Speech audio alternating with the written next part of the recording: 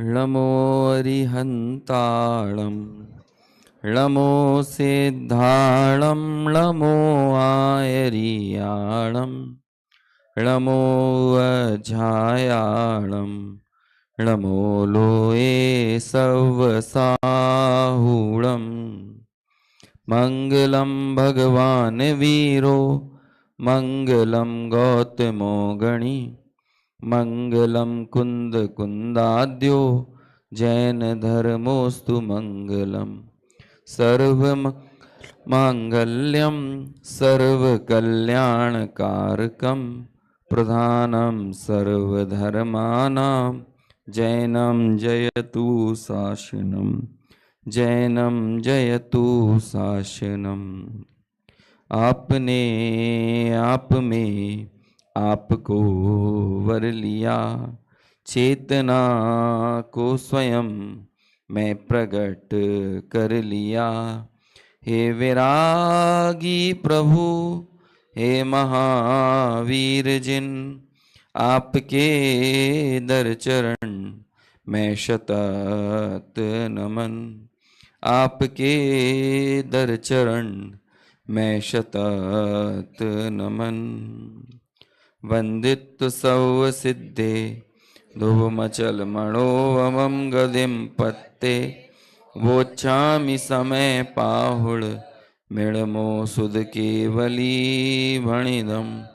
नमः समय साराय स्वानुभूत्या चकासते चित स्वभावाय भावाय सर्वभावांतरच्छिदे।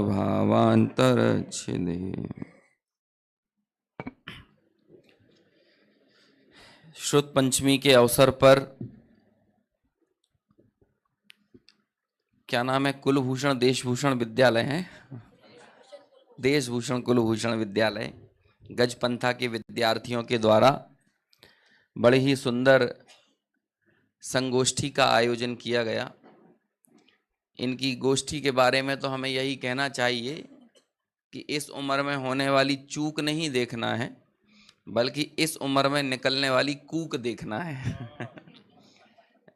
बड़ी बात ये नहीं है, या फिर नोटिस करने वाली बात ये नहीं है कि ये चूक गए, लेकिन नोटिस करने वाली बात ये है कि ये उस उम्र में बोल रहे हैं, इन गहन गंभीर विषयों को याद कर रहे हैं, इनकी धारणा में ये विषय समा रहा है, और जो बचपन में समाई हुई ये बातें हैं ये कालांतर में जीवंत रहने वाली हैं, भविष्य में भी ये इनको स्मरण रहने वाली हैं।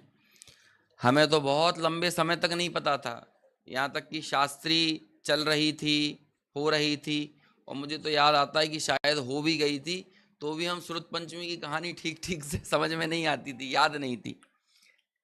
लेकिन इस छोटी सी उम्र में 8वीं 9वीं के पढ़ने वाले विद्यार्थी यदि उस कहानी को सुन रहे हैं, उसकी गंभीरता को जान रहे हैं, और जिनवाणी के महात्म्य को बता रहे हैं। अभी इस उम्र में ये बात बोल रहे हैं ना कि जिनवाणी का सबसे बड़ा अवर्णवाद क्या है, जिनवाणी नहीं पढ़ना। तो कहीं ना कहीं ये अभी बोली गई बात इनके स्मरण में रहेगी, तो दूसरों को ये कितना चेता पा रहे हैं नहीं चेता पा रहे, ये बाद की बात है। लेकिन स्वयं को ही यदि अपने बचपन का ये बोला वक्तव्य याद आ गया ना, तो स्वयं चेत जाएंगे, और ऐसे हम आत्मार्थियों की इस परंपरा को जिंदा रख सकेंगे, है ना। नहीं तो बाकी तो दुनियादारी की परंपराएं तो खूब बढ़ रही हैं, बह रही है, भोग विलास की उपदेश प्रेरणाएं ये सब तो खूब दिए जा रहे हैं, लेकिन इस कली काल में इस तत्व की परंपरा को जीवंत रखने का छोटे से छोटा प्रयास भी अनुमोदनीय है। हम और ज़्यादा क्या कर पाएंगे, है ना, लेकिन अनुमोदना बिल्कुल प्रसन्न हृदय के साथ जिनवाणी की ऐसा बहुमान होना चाहिए कि आप विचार तो करो, लोग मोबाइलों में लगे हुए हैं, रील और शॉर्ट्स देख रहे हैं, है ना, लेकिन ये छोटे से बच्चे यदि एक दिन की ये छोटी सी गोष्ठी में बोल रहे हैं तो उसका लंबा अभ्यास करके बोलना, और ये बहुत कठिन काम है। विवेकानंद का शायद एक वाक्य आता है कि यदि आप मेरे से 1 घंटे कोई भाषण दिलवाना चाहते हो तो मुझे 1 दिन पहले बताओ, लेकिन यदि तुम मुझसे 5 मिनट के लिए कोई वक्तव्य दिलवाना चाहते हो ना, तो कम से कम 1 हफ्ते पहले बताओ। तो सोच लीजिए कि आप विस्तार करना आसान है, समराइज करना बहुत मुश्किल काम है, और संक्षेप में सब कुछ कह देना ये बहुत जटिल काम है। और ऐसा जटिल काम करने के संस्कार इनमें इस छोटी सी उम्र में पड़ गए, ये बहुत बड़ी बात है, अनुमोदनीय बात है। और ऐसे समस्त प्रयासों का खुले हृदय से, मुक्त कंठ से हमें तारीफ करना चाहिए। चलिए आगे बढ़ते हैं, अपने विषय की तरफ चलते हैं। उससे पहले एक बार पुनः हम वो कलश पढ़ लें, क्योंकि मेरे हिसाब से पिछले 2 सेशन में हमने पढ़ा नहीं है।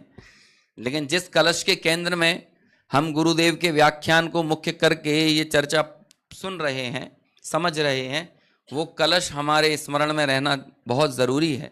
तो इसलिए वो पहला ही पेज आप निकाल दें। हाँ, निकल चुका है। इसे अपन यहाँ पढ़ते हैं। आसंसारात एव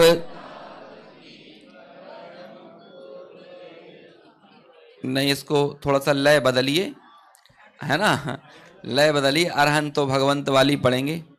आसंसारत एव धावति परम कुर्वे अहम तुच्चकै दुर्वारम ननु मोहिना महिमा हंकार रूपम तमः तद्भूतार्थ परिग्रहेण विलयम यद्येकवारं व्रजेत तत्किं ज्ञान घनस्य बंधनमहो भूयो भवेदात्मनः।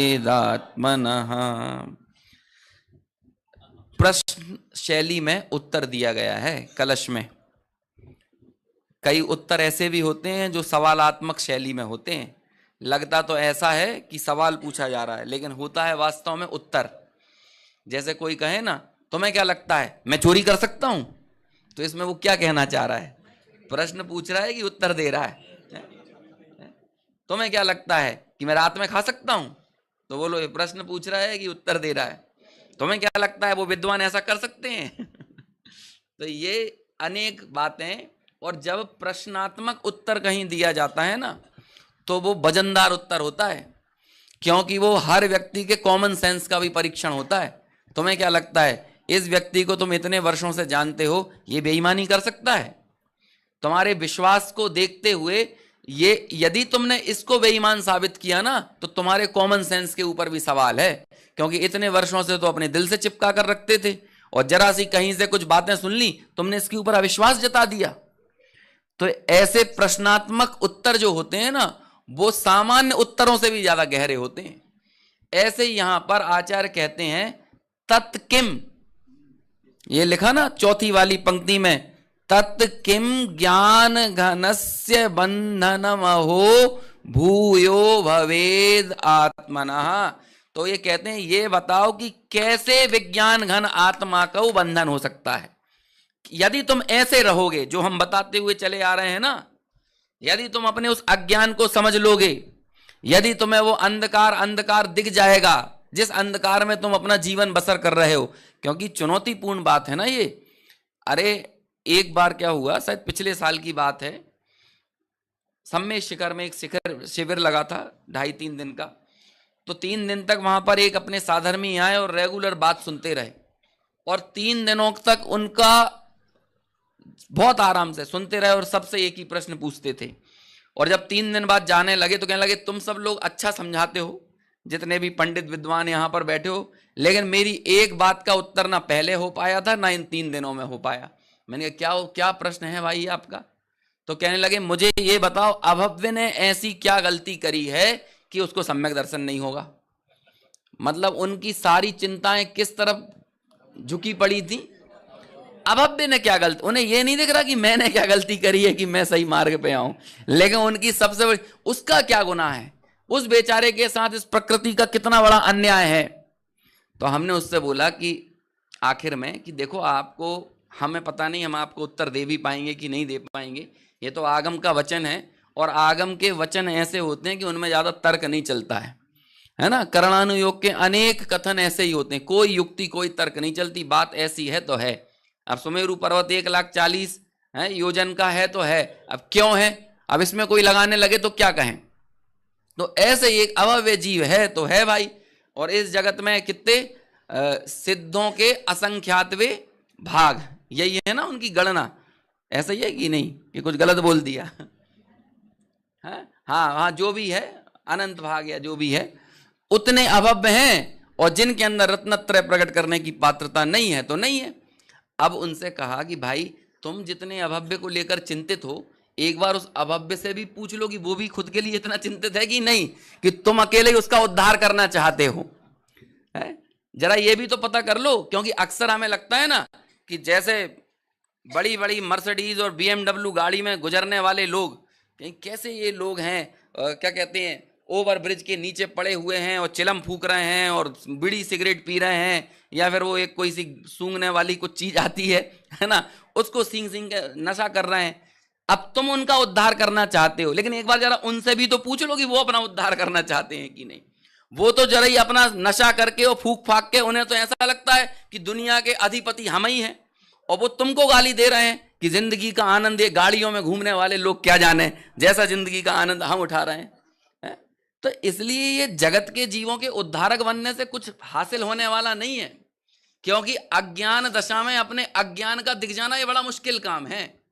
लेकिन यदि तुम्हें दिख गया है तो फिर ये बताओ कि ऐसा होने के बावजूद भी कहते हैं तत् किम, क्या लिखा आगे, तत् किम ज्ञान घनस्य, यानी ये विज्ञान घन जो आत्मा है वो बंधनम अहो, वो बंधन में आखिर कैसे पड़ सकता है। भूयो भवेद आत्मना, ये आत्मा बंधन में कैसे पड़ सकता है। यदि आप विज्ञान घन स्वभावी हो जाओ, और विज्ञान घन स्वभावी कौन होगा, इसे आप ऊपर से देखो, ऊपर से देखो मतलब ऊपर वाली लाइन से देखो, कहां से, भूतार्थ परिग्रहेण, क्या लिखा है ऊपर, देखो आगे वाली पंक्तियों तक आते आते गुरुदेव जितना विस्तार इस भूतार्थ परिग्रहण का कर रहे हैं, आगे आकर इतना विस्तार नहीं करेंगे, क्योंकि तुम्हें प्रक्रिया समझ में आ गई ना, प्रोसेस समझ में आ गई, तो परिणाम तो यही निकलने वाला है। सारा जोर परिणाम में लगाना है कि प्रक्रिया में लगाना है।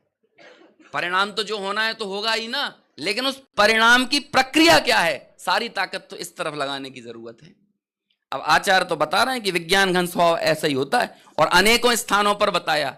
एक मेरे हिसाब से 138 नंबर का कलश है इसी समय सार में, आगे जाके निर्जराधिकार में, वो भी ऐसे ही शुरू होता है, आसंसारात, है ना, उसकी लय थोड़ी सी अलग है। आसंसारात प्रतिपद ममी रागिणो नित्यमत्तः सुप्ता यस्मिन् न पदम पदम तद विबोध्यध्वमन्दः एते तेतः, है ना, क्या है फिर, एते तेतः स्वरस भरतः, नहीं गलत बोल दिया, एते तेतः स्वरस भरतः यत्र चैतन्य धातु शुद्धा शुद्धा, ऊपर एक शब्द गलत हो गया कुछ, शुद्धा शुद्धा स्वरस भरता स्थाई भावत्वमेति। अब क्या कह रहे हैं यहाँ पे, वो आचार पहले तो जगत के सब जीवों को कहते हैं हे जगत के अंधे प्राणियों, क्या कह रहे हैं पहले, एक ही कलश में प्रेरणा है, एक ही कलश में ताड़ना है, और एक ही कलश में करुणा है। एक ही वाक्य में तीन तीन चीजें दिख जाएं ये बड़ा मुश्किल काम है। क्या क्या दिख गई, प्रेरणा, तारणा और करुणा। तो पहले तो कहते हैं हे जगत के अंधे प्राणियों। कैसे हो जगत के अंधे प्राणियों की, सुनो 138 नंबर का कलश है ना, निकाल ही लेते हैं, समय सार सामने ही तो रखा है। 138, वो जो एक शब्द गलत हुआ उसको मैं सही भी कर दूंगा इस बहाने। हाँ ये देखिए,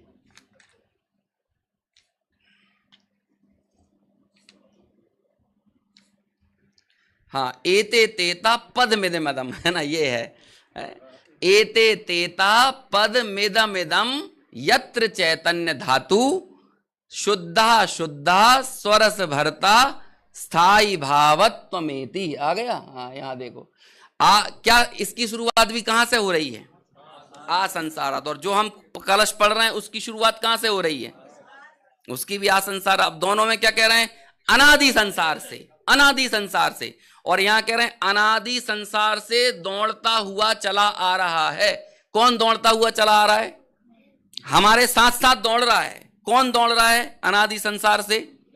मैं परद्रव्य का करता हूं ऐसा अहंकार, महा अहंकार, अंधेरा, अहंकार का अंधकार, ये हमारे साथ साथ दौड़ता चला आ रहा है। और ऐसी ही कुछ बात कहते हैं 138 में कि अनादि काल से पद पद में, क्या लिखा है यहां पे? असंसारात प्रतिपदम अमी रागिणो नित्यमत्ता। कि मैं जब से ये संसार चला आ रहा है ना, तब से प्रतिपद यानी कदम कदम पर, पर्याय पर्याय में क्या करता हुआ चला आ रहा हूं? रागिणो नित्यमत्ता, राग का ही पोषण करता हुआ चला आ रहा हूं। और फिर आगे क्या कहा? रागिणो नित्यमत्ता। और सुप्ता यस्मिन, और जिस पद में मैं सो रहा हूं ना, उस पद को अपना मानकर सो रहा हूं ना, सुप्ता यस्मिन ना पदम अपदम, वो तुम्हारा पद नहीं है, अपद है, अपद है। ऐसा क्या करो? तद विबुध्यद्दुम अंधा, हे अंधे प्राणियों ऐसा जानो। अंधा तद विबुद्ध, क्या कह रहे हैं? कौन को कह रहे हैं ये अंधा? आचार्यों को ऐसा बोलना चाहिए क्या हमारे लिए? कहते हैं जब भगवान बोलते हैं तो समझ में नहीं आता ना, जब विज्ञान घन स्वभावत्वाद एकहा ऐसा कहते हैं तो समझ में नहीं आता ना। जबकि तुम हो ऐसे ही, तो फिर तुम्हें दूसरी शैली में बताना पड़ेगा ना। तो अब थोड़ा सा है ना, ताड़ना, तमाचा दिखाना पड़ता है कि नहीं। माँ भी बोलती है ना कई बार, यदि तू गलती से भी है ना उस गलत रास्ते पर गया तो समझ लेना कि ये जो गरम चूल्हे में से लकड़ी निकाल कर बोलेगी यही तेरे अंदर घुसा दूंगी गरम लकड़ी है। अब बोलो क्या है, चाकू भी दिखा देगी कई बार, हो सकता है ना। तब मैं अब बोलो वो चाकू दिखाते समय वो ताड़ना दे रही है कि वहां पे भी उसकी करुणा समाई हुई है। तो ऐसे ही कह रहे, हे अंधे प्राणियों, तुम बड़ी अपनी आंखों का घमंड करते हो, लेकिन तुम जिस जिस पर्याय में सो रहे हो ना, ये पद मेरा है, ये पद मेरा है, ये कौन सी पर्याय है? अरे जो भी असमान जाति पर्याय जब भी जहां जहां मिलती है, जिस भी पर्याय को प्राप्त करता है उस पर्याय में तन्मय होता है। कहते हैं और तुझे लगता है यही पर्याय मेरी है। तो आचार्य ने क्या कहा? ये तुम्हारा अंधापन है। तो आओ अब दूसरी तरफ आचार्य की और ज्यादा प्रेम और करुणा देखो। ऊपर वाली लाइन में तो क्या कह रहे हैं? अंधे ऐसा जानो, और फिर तुरंत ही कहते हैं एते तेता, एत इतः इतः, इधर आओ इधर आओ। पहले तो डांट के भगा दिया दूर, और फिर तुरंत बाद क्या कहने लगे? इधर आओ इधर आओ। क्यों? तुमने तो भगने की कही थी ना, अब तुरंत बुलाने क्यों लगे? अपना मुंह मत दिखा लेना मुझे, है ना। एक तरफ तो माँ ये बोलती है निकल यहां से, घर से मुंह मत दिखाना। कोई छोटा सा बच्चा बार बार किचन में घुस के लड्डू लेके आए तो फिर क्या कहते हैं, निकल जा यहां से, शाम तक दिख मत जाना तू। अब वो बेचारा मुंह फुला के बैठा हुआ है तो शाम को क्या करेगी? इधर आओ इधर आओ। अब मैं तुम्हें जब इधर आओगे तो अब क्या दिखाता हूं? इदम पदम इदम पदम। वो तो तुम्हारा पद नहीं था, लेकिन इदम पदम ये तुम्हारा पद है, ये तुम्हारा पद है। और कौन सा पद है ये? यत्र चैतन्य धातु, उसे यहां कह रहे हैं चैतन्य धातु। और जो कलश 55वां हमारा चल रहा है यहां पर कह रहे हैं भूतार्थ परिग्रहेण। उसे यहां पर क्या कह दिया? भूतार्थ का परिग्रह, क्योंकि भूतार्थ का विषय दूसरा नहीं है, यही है ना। ये जो चैतन्य धातु है ये तेरा पद है। और कैसा है ये चैतन्य धातु? शुद्धा शुद्धा, शुद्ध है शुद्ध है, स्वरस भरता, अपने रस से भरा हुआ है। और कैसा? स्थाई भावत्वमेति, ये स्थाई भाव वाला है। और बाकी ये जगत के सारे पद अस्थाई भाव वाले हैं। समझ में आया कैसे अस्थाई भाव वाले हैं? आप जगत का एक पद बताओ जो हमेशा टिका रहे। मंत्री, अध्यक्ष, स्त्री, पुरुष, माता, पिता, पत्नी, पुत्र, कौन सा पद है? नाम तो बताओ। प्रधानमंत्री, राष्ट्रपति, कहीं का तो राष्ट्रपति होगा ना, डोनाल्ड ट्रंप, वो तो हमेशा बना रहेगा कि नहीं? कौन सा, ये जितने पद हैं इनमें से कौन सा पद स्थाई भाव वाला है? लेकिन जो चैतन्य पद है वो स्थाई भाव वाला है। क्यों है स्थाई भाव वाला?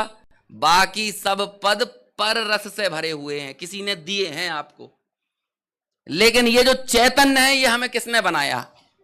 ज्ञायक हमें किसने बनाया? ज्ञान भाव से युक्त हमें किसने बनाया? तो ये स्थाई भाव वाला क्यों है? क्योंकि स्वरस भरता, अपने रस से भरा हुआ है। तो जो अपने रस से भरा हुआ है, जब उसने किसी से रस लिया नहीं, स्वयं अपने से ही निर्मित है, स्वभाव सिद्ध है, तो उसे अपनी जगह से हटाने डिगाने में कौन समर्थ है? ये तेरा पद है, ये तेरा पद है। समझ में आया? एक कहावत चलती है, ऐसी वाणी बोलिए कोई ना बोले चुप, और ऐसी जगह बैठिए कोई ना बोले उठ। अब आप मुझे एक बार बताओ, ऐसी कोई जगह दिखती है आपको इस संसार में कि जहां आपसे कोई ना बोले उठो? कोई देखे जगह दिखती है ऐसी? ये संसार की बात कर रहा हूं, ये जगत के पदों की बात कर रहा हूं। कई जगह हम जाते हैं ना, तो वहां पे कुर्सियां भी आरक्षित रहती हैं, त्रिकाली ध्रुव की बात सुनने के लिए भी। और यदि गलती से वो निरंतर बैठी जाने वाली कुर्सी पर, है ना, जिससे अपना अहम जुड़ गया ना, यदि वहां कोई और आके बैठ जाए तो फिर भगवान आत्मा सुनाई देने वाला नहीं है। फिर पूरे टाइम तक तो वो महाअहंकार रूपम, वो महान अहंकार जो है ना, वो ही आपके निरंतर तैरता रहेगा। बड़ी बहुत दिक्कतें हैं। यहां मैं थोड़ी सी देर, घंटा, आध घंटा, पौन घंटा आपके बीच में हूं, तो इतने में मेरे अहंकार खड़े हो जाएंगे कि मेरे को आप लोग कितने अच्छे से सुन रहे हो, कितने अच्छे से पूछ रहे हो, बाहर निकलने के बाद मेरी कितनी तारीफ कर रहे हो। तो यहां की ये जो तात्कालिक पद है ना, ये तो मुझे अपना शाश्वत स्वरूप लगने लगता है। और आज सुबह गुरुदेव के व्याख्यान में ये बात आई थी कि जब हम क्या करते हैं, जब हम पुण्य और पाप के भावों का आदर करते हैं, मतलब ये नीचता का आदर है।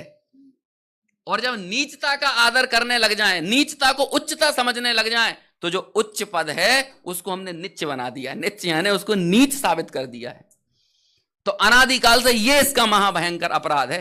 अब आप ये बताओ कि वो जो जगत के पदों में, पर्याय पर्याय में जो पर पद में मुग्ध है, पर पद में यानी अपने चैतन्य पद को छोड़कर जो भी पद हैं, वो सब कौन से पद हैं? पर पद हैं। अब उस पर पद में पड़ा हुआ व्यक्ति वहां रहते हुए निरंतर लानतें भोग रहा है। लानतें समझते हैं कि नहीं? दुख, लानत बोलते हैं, लानत है तुम पे, ऐसा क्या बोलते हैं उसे, हैं? मतलब दुख भोग रहा है, परेशान हो रहा है, बड़ी निम्नतर कष्टतर जिंदगियां जी रहा है। लेकिन मजाल है कि अपनी उस स्थिति से हट जाए। समाधान तो उसको दिखाओ जो समाधान ढूंढना चाहे। जो समस्याओं को ही अपना अहंकार मान ले, उसे समाधान कहां से दिखा पाओगे? जिसे दुख भोगने में ही आनंद आने लगे, होता है समस्याएं लोगों का अहंकार बन जाती हैं। अभी किसी से बोलो, भैया हमारे घुटनों में बहुत दर्द है। अरे तुम्हारे घुटनों में क्या दर्द होगा, हमारी एड़ी में तुमसे ज्यादा दर्द है। मतलब वो अपनी समस्याओं का भी विस्तार करने में अपने आप को ऊंचा साबित कर रहा है। अभी एक, अरे भैया कितनी महंगाई बढ़ गई, आजकल तो 5-5, 6-6 हजार बिजली का बिल आ जाता है घर का। अरे तुम्हारा क्या आता है, हमारा तो 15,000 आता है। तो सामने वाला अपनी समस्याओं में भी तुम्हें आगे नहीं निकलने देगा। वो ये कहेगा कि समस्या तुमसे बड़ी हमारी है।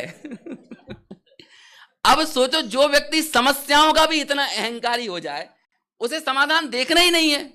अब आप उसे समाधान दिखाओगे तो कहां दिखाओगे? हर व्यक्ति अपने से बड़ी समस्याएं लेके आ जाता है।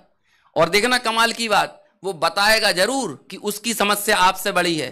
तो आप उससे बोलो, एक काम करें, अपन एक्सचेंज कर लें, तू अपनी समस्या मुझे दे दे और मेरी तू ले ले। तो भैया नहीं, हम हमारी समस्याओं में कंफर्ट जोन में हैं।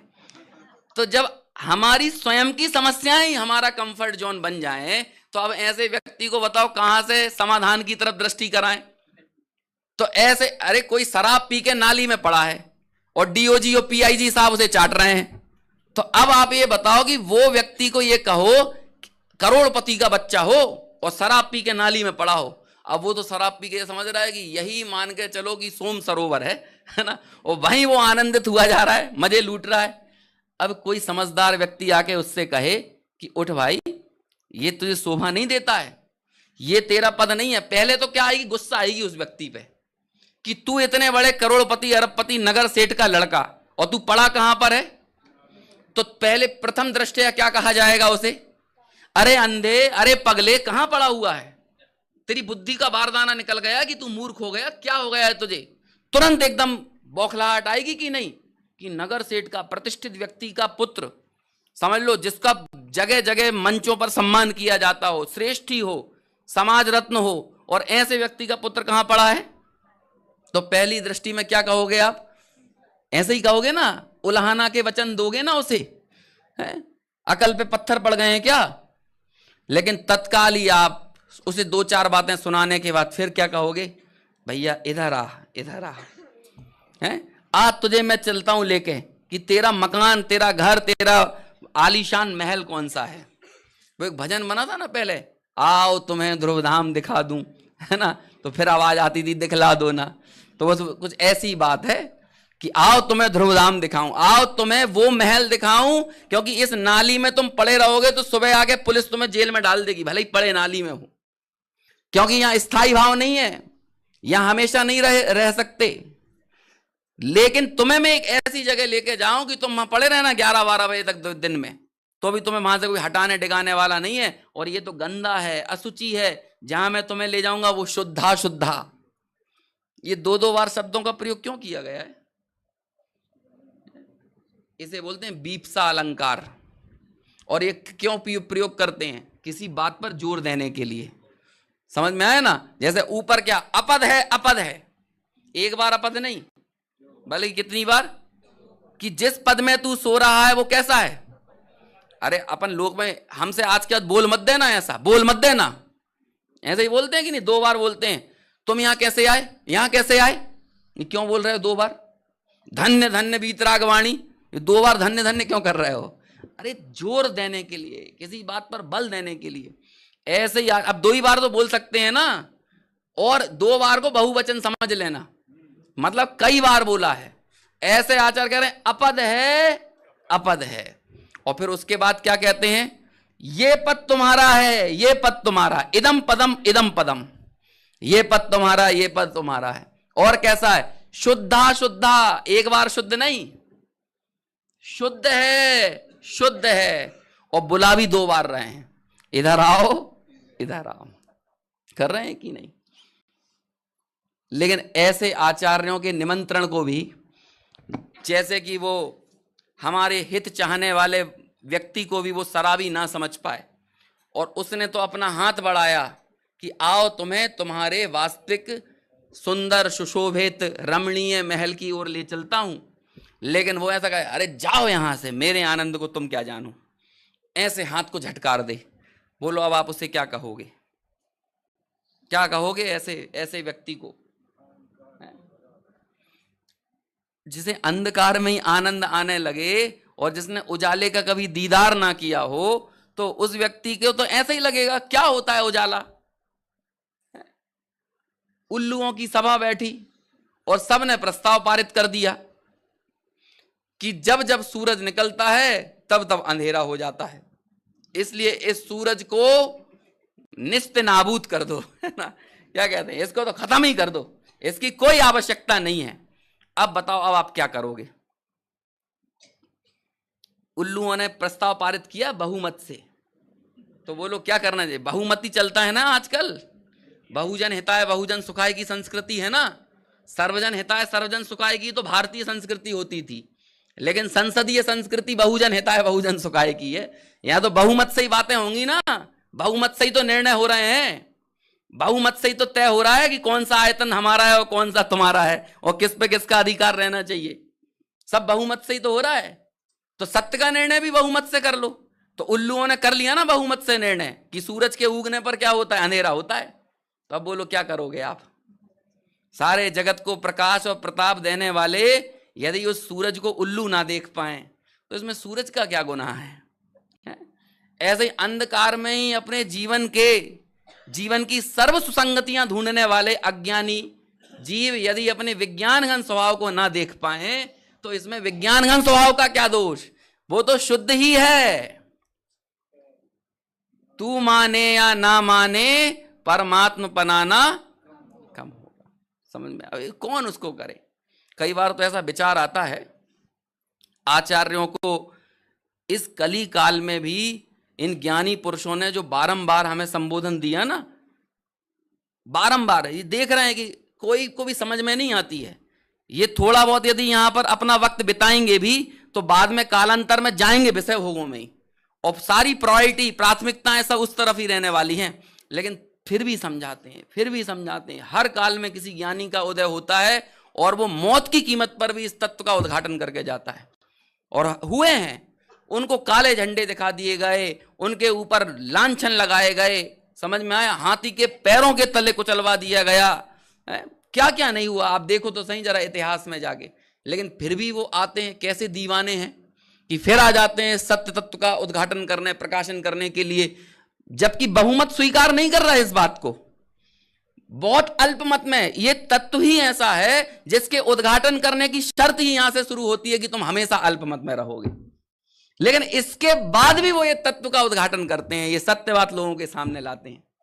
तो जब ऐसे आचार्यों को, ऐसे ज्ञानियों को देखते हैं ना, तो लगता है कि तुम क्या आंकोगे उनकी कुवत इन नशेड़ियों के बाजार में।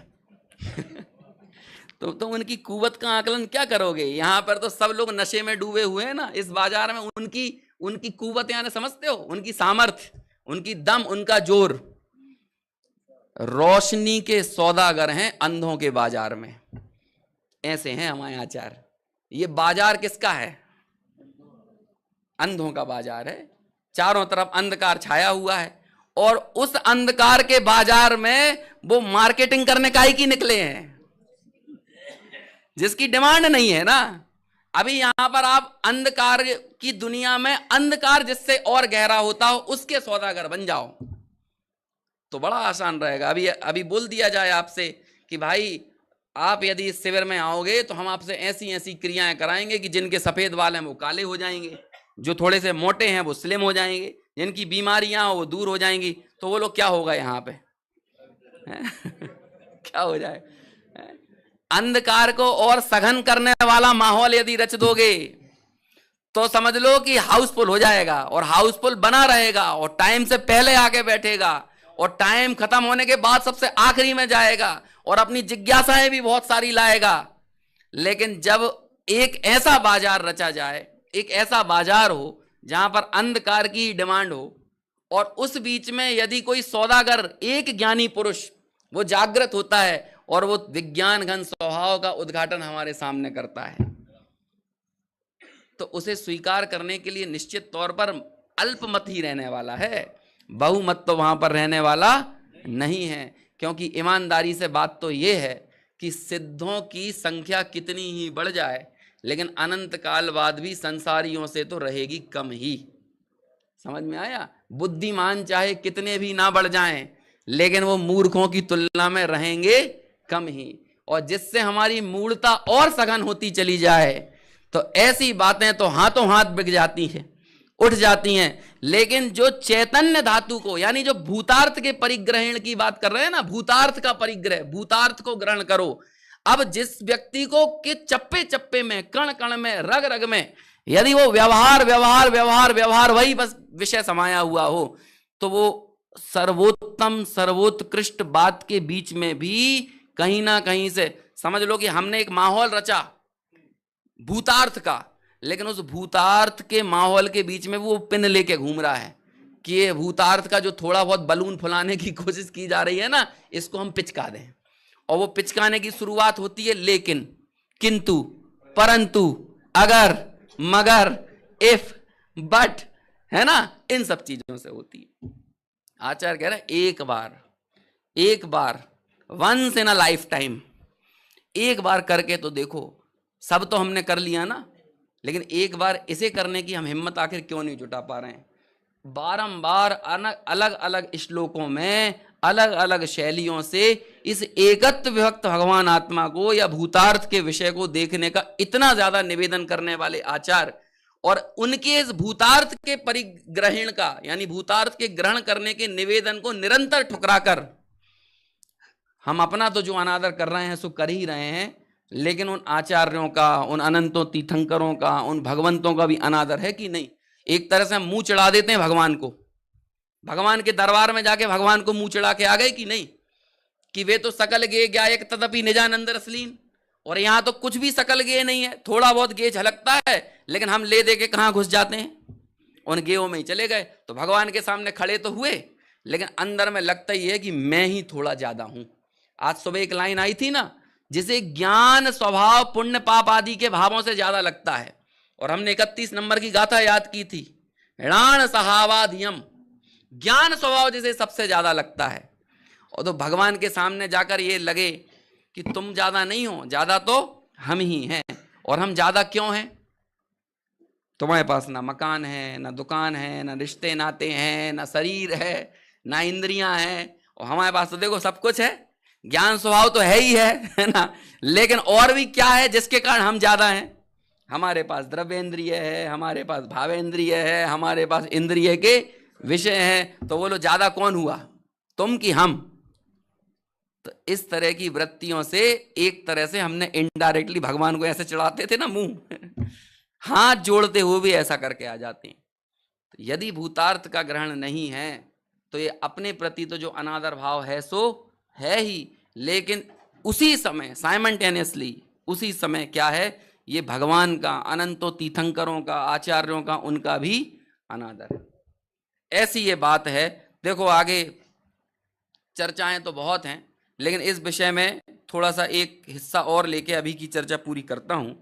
जो जो मैं बोल रहा हूं उसी का समझ लो कतरा कतरा आगे सब बातों में आया है। लेकिन अभी क्या होता है ना, कई बार सीडी चल नहीं पाती है ना, या फिर चल जाती है तो उसके संपूर्ण विषय को हम पढ़ नहीं पाते, तो फिर उसका ओवरऑल एक जीस्ट लेकर, जैसे कि आज सुबह 3 गाथाओं के उद्धरण दिए, तो वो सारे के सारे उद्धरण गुरुदेव श्री भी दे रहे हैं, चाहे वो मोक्ष पाहुड़ की 16 नंबर की गाथा हो, चाहे वो 11 नंबर की समय सार की गाथा हो, चाहे प्रवचन सार की 92 नंबर की गाथा हो। अब आपको ये बात समझ में आती होगी कि अपनी पुष्टि गुरुदेव अपने ही मुख से नहीं कर रहे हैं कि मैं मेरी ये पर्सनल बात है। जो लोग ये प्रस्ताव पारित हुआ था एक जमाने में, ये प्रस्ताव दादा सुनाते थे, ये प्रस्ताव पारित हुआ कि महासभा ने घोषित कर दिया कि ये दिगंबर नहीं है, ऐसा प्रस्ताव पारित कर दिया। तो उसी समय दादा ने एक लाइन बोली उस पूरे के पूरे प्रस्ताव के विरुद्ध। उन्होंने कहा, ऐसी लाइन उससे पहले राधा कृष्णन ने गांधी जी के संबंध में कही थी कि गांधी जी की जब मृत्यु हुई ना, और कौन ने की थी वो मृत्यु, गोडसे ने की थी ना, तो उन्होंने कहा कि देश के सबसे बड़े हिंदू की एक दूसरे हिंदू ने हिंदुत्व के नाम पर ही हिंसा कर दी है ना। तो इसी को बनाते हुए उन्होंने कहा कि कुंद कुंद के सबसे बड़े भक्त को कुंद कुंद के भक्तों ने और कुंद कुंद के नाम पर गैर कुंद कुंद का घोषित कर दिया। इसी तरह का प्रस्ताव निकाला कि नहीं। अब यहां पर हम देखो कि एक गाथा को, एक कलश को बताने में वे जितने रेफरेंस दे रहे हैं वे सब कुंद कुंद के हैं। वे ये नहीं कह रहे हैं मेरे हैं, वो उसी का उद्घाटन कर रहे हैं कि वो पर दब्बाओ दुग्गई का उद्घाटन कर रहे हैं। वे भूदत्त मस्जिदो खलु सम्मा दिट्टी अवधि जी वो इसका उद्घाटन कर रहे हैं। लेकिन तो भी हमें उनसे कैसा ऐतराज कि हमें लग रहा है कि नहीं ये तो गैर दिगंबर हैं, इस तरह की बातें करते हैं। तो ये आश्चर्य की बात नहीं है। इसका मतलब ये लगता है कि लोगों को सत्य समझने में कोई इंटरेस्ट नहीं है, लेकिन उनके जो दुनियादारी के पर्सनल इंटरेस्ट हैं, व्यक्तिगत हित हैं, चाहे वो पद का हित हो, प्रतिष्ठा का हित हो, है ना, लोक सम्मान का, लोकप्रियता का, तमाम तरह के हित हो सकते हैं, लौकिक पदों का हित हो। तो उन सब पदों के चक्करों में उलझकर वे जो परम सत्य बात है, जो कि पन्ने पन्ने पर जिनवाणी के पग पग पर समझ लो कि चीख रही है, लेकिन ऐसे चीखते हुए सत्य को भी जो इंकार कर दे, उसे वास्तव में गुरुदेव से ज्यादा अपने जो सो कॉल्ड पर्सनल इंटरेस्ट थे, अपनी कषायें थी, अपना अहंकार था, उसके टूटने का भय ज्यादा है। और ऐसा व्यक्ति असत्यों से भरी दुनिया में सबसे ज्यादा खतरा यदि किसी को होता है तो एक सत्यवान व्यक्ति से होता है। एक बड़े से बड़ा दफ्तर के बीच में जो बेईमानों से भरा हुआ हो, बोलो सबसे ज्यादा खतरा किससे है? एक ईमानदार व्यक्ति से। तो बोलो क्या किया जाएगा उस ईमानदार के साथ? निपटाओ से, ट्रांसफर करवाओ, नौकरी से निकलवाओ, यही तो होगा ना। तो ऐसे ही अंधों की बस्ती में जो व्यक्ति रोशनी लेके घूम रहा है वो ऐतराज का विषय बनेगा कि नहीं? होगा, समस्याएं खड़ी होंगी, दिक्कतें होंगी, लेकिन भैया मानना तो यदि अनंतों काल बाद भी तुम अपने इस अंधकार में पड़े रहने के कारण जो दुख भोग रहे हो, इसे दूर करने के लिए तो तुम्हें सत्य के मार्ग पर आना ही पड़ेगा, चाहे वो आज जाओ, चाहे कल आओ, और चाहे अनंत काल बाद आओ। देखो भाई, पेज नंबर 499, बस 2 पैराग्राफ पढ़ के अभी की चर्चा को पूरा करूंगा, क्योंकि आज तो हमने सीडी नहीं चलाया, सुबह की ये बात थी, निकल गए सबसे ऊपर से। भगवान आत्मा 499, बस हाँ यहीं से। भगवान आत्मा 1 सेकंड के असंख्य भाग में क्या है? पूर्णमिदम्। अभी देखो, अकेले गुरुदेव जैन धर्म के एग्जाम्पल ही नहीं देते, उदाहरण नहीं देते जैन शास्त्रों के, बल्कि अब ये पूर्णमिदम् की अन्यत्र कहां पर चर्चा आई है वो भी बताएंगे। जैसे वो सुबह जो व्याख्यान चल रहा था उसमें वेदांतियों को याद किया कि नहीं, कि वेदांती भी तो मानते हैं, वो भी तो क्या कहते हैं कि शुद्ध ही तो मानते हैं, लेकिन उनका शुद्ध मानना कैसा है, और जैन धर्म में वो जो शुद्धता की दृष्टि है वो कैसी है, ऐसा कंपैरेटिव एनालिसिस भी करते हैं। अब ऐसे यहां पर कहेंगे, अन्य मति में पूर्णमिदम् ऐसा कहते हैं, परंतु पूर्णमिदम् का अर्थ क्या? पूर्ण ध्रुव स्वरूप है, उसे पूर्णमिदम् कहते हैं।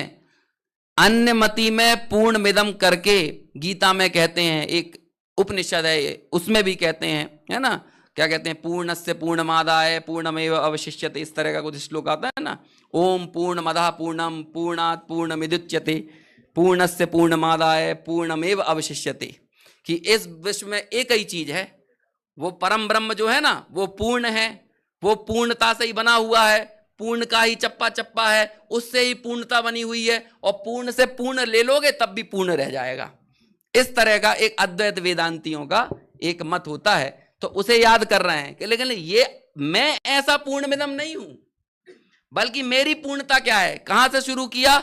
1 सेकंड के असंख्य भाग में भी पूर्णमिदम्। अब आप ये समझो, मतलब जो प्रगट ज्ञान की वर्तमान पर्याय है, उस काल में भी मेरी पूर्णता जस की तस बरकरार है, लेकिन वो पर्याय मात्रता के कारण पूर्ण नहीं हूं, बल्कि वो पर्याय भी त्रिकाली ध्रुव में मिल जाएगी, ये उसकी पूर्णता की निशानी है, जो कि अव्यक्त के बोलों में आता है ना, कि मैं क्षण के व्यक्ति मात्र नहीं हूं, और जिसमें भूत और भविष्य की, यानी अनागत और आगत सब पर्याय जिसमें विलीन हो जाती हैं, तो इसमें किन तीनों पर्यायों को साथ में ले लिया, भूतकालीन पर्याय, भविष्यकालीन पर्याय और वर्तमानकालीन पर्याय, यानी वो प्रत्येक पर्यायों में उद्घाटित होने के बावजूद भी अपनी पूर्णता नहीं छोड़ता, और पूर्णता उसकी निरंतर कायम रहती है। इसे यहां पर कहते हैं कि 1 सेकंड के असंख्यातवें भाग में भी मैं पूर्ण ही हूं।